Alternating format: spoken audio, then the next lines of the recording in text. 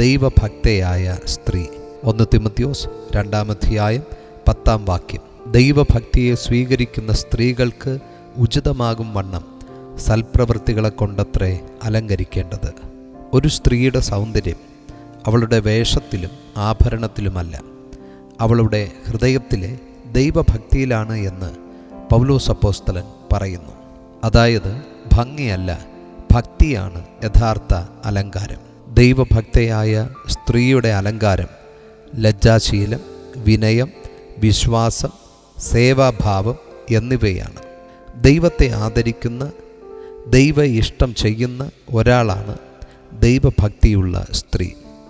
യഹോവ ഭക്തിയുള്ള സ്ത്രീയോ പ്രശംസിക്കപ്പെടും എന്ന് സദൃശവാക്യം 31:30 പറയുന്നു. വിശ്വാസത്തിലും സ്നേഹത്തിലും വിശുദ്ധീകരണത്തിലും സുബോധത്തോടെ പാർക്കുന്നു എങ്കിൽ ഒരു സ്ത്രീ മക്കളെ പ്രസവിച്ച് രക്ഷ പ്രാപിക്കും, അഥവാ മക്കളാൽ സംരക്ഷിക്കപ്പെടും എന്ന് കാണുന്നു.